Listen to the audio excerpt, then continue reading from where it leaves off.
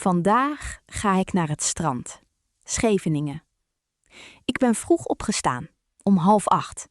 Ik had zin om er vroeg bij te zijn, voordat het te druk wordt. Ik heb mijn tas ingepakt. Een handdoek, zonnebrandcrème, mijn boek, een flesje water en wat fruit. En mijn portemonnee, voor patat aan het strand. Dat is verplicht. Om 7:15 ben ik op de fiets naar het station gegaan. De trein naar Den Haag vertrok om 9:10. Vanaf Den Haag nam ik de tram naar Scheveningen. In totaal ongeveer een uur reizen. Scheveningen was prachtig. De zee was blauw en de golven waren niet te hoog. Perfect om in te zwemmen. Ik heb mijn handdoek op het zand gelegd en ben gaan liggen. De zon was warm op mijn huid. Ik heb een uur gelezen en daarna ben ik het water ingegaan. Het water was kouder dan ik had verwacht. Maar heerlijk verfrissend. Na het zwemmen heb ik op de boulevard gewandeld. Veel mensen, veel terrassen, veel geuren van zonnebrandcrème en zout water.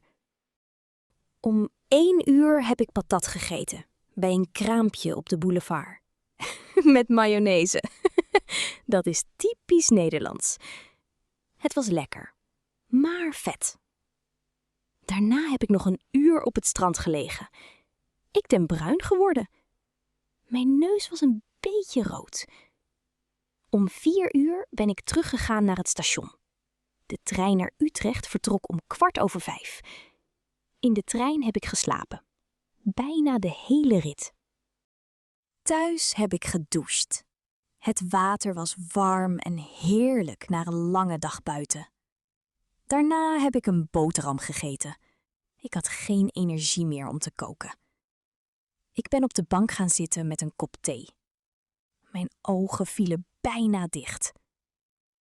Om 9 uur ben ik naar bed gegaan. Buiten was het nog licht, maar ik voelde me zwaar en tevreden. Zout, zon en zee. Dat doet wat met je. Een perfecte dag.